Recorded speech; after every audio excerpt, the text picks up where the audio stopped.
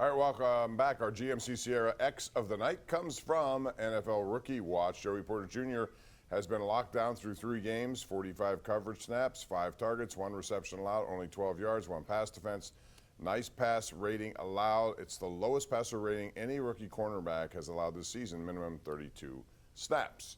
Which begs the question, Chris, should he be playing more, even though I thought Levi Wallace came up with some big plays after a slow start, and Patrick Peterson, same thing. So how would you use these guys moving forward? I would continue to try to work Porter in more and more. There was, again, the note that he worked exclusively as a left corner in practice, and that's Patrick Peterson's position. So it would be more, I guess, Peterson's play or lack thereof that would be dependent on whether or not Porter gets in and for that reason. But doesn't he have to just force his way into the lineup because he's playing better? I mean, this seems like it should be a meritocracy. Mike Tomlin has put these unbelievable kid gloves, on him and on Broderick Jones. I guess what the idea is continue to put them in situations, especially Porter, where they can succeed and build confidence. But he seems like a pretty confident dude when he's out there, the same way his dad was. They're going to play better and better teams, I would think. I know the schedule's not that tough, but you want this guy ready to go for the crucible of some big-time division games, especially later in the season. I think they need to start putting him out there ASAP on a more regular basis. Yeah, I agree with that, and I think he's going to do that. He's forcing his way, just as I think Keanu Benton is doing the same thing. One guy who didn't get a lot of snaps was Broderick Jones, and I don't know how long that's going to take, but hey, it's a rookie season. We'll see how he tries to get up to speed on this and whether or not he can get in there. So far, no injuries, knock on wood. The offensive line is getting better, at least it did last night compared to what we saw in the last couple of games. Meantime, let's go to our number 1 Cochrane Go One Better call of the night. It's Nancy in Tarentum. Hello, Nancy. Hi, Bob. Hi, Chris. My question is, Najee Harris seems like he's getting a late start. What's his career looking like for the year? Well, I mean, he's year 3, and he's healthy. I think he's running hard, Chris. I do. I just don't know if the holes are as open as they are for Jaylen Warren, or if Warren's finding them quicker than Najee Harris does. But I'm never going to deny his effort. There were a couple of times where he got the ball and immediately was hit, and there's not much you can do as a running back. Well, I think that the problem for Harris is that we all as fans now have access to some of these all-22 cut-ups, or we have more in-zone shots. There are plays when you do watch the film where it seems like you're not being too harsh on him to suggest that he's misreading holes, that his vision just is not what it needs to be. He ran hard last night. He played hard.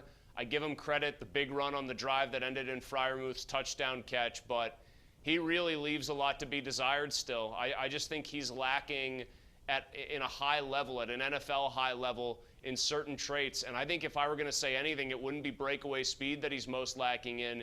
His vision really seems to not be very good for a guy that was drafted as highly as he was.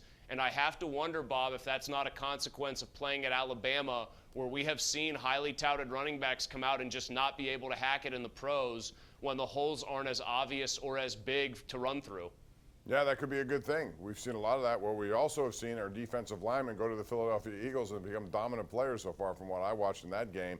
And wide receivers, there are some really good ones in the league from that university, and certainly George Pickens is one that you would expect to get more action as time goes on.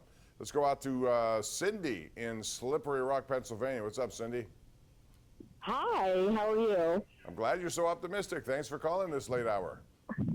Well, I'm calling because I'm a football player's mom. I'm a grandma of a football player, and I always tell them they're mine until they get on the field, and then the whole team is mine.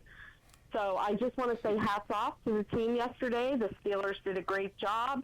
I haven't heard a whole lot about the touchdown that Calvin Austin had made, but I think that was a great play. I think it was a great teamwork, and I was so inspired by his speed and the fact that he tied it up with the Raiders.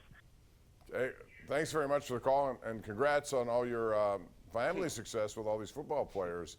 But I will say this, Chris, that throw by Pickett was beautiful, and it's hard to throw to a guy who's that fast because, you got to put it out there. You always want to try to lead a guy, but it's hard to lead a guy who's that kind of speed because he just blew by Marcus Peters.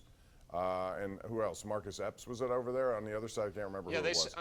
It was you know, people will say, like, that's pitch and catch for a good NFL quarterback. They make those throws in their sleep, those deep balls. I disagree. That might be the best pure throw of Kenny Pickett's career. That ball was 47, 48 yards in the air, on a line, in stride, on the hands of Calvin Austin. And I think that's significant for this reason. This team is still, I know they scored 2 offensive touchdowns and 23 points yesterday, and that qualifies as almost an outburst for them. We're going to take a break here. When we come back, we'll talk about the Pirates' big comeback and some of the guys who are making a case that they should be on this roster next year for them. It's next as we continue live with the Ireland Contracting Nightly Sports Call.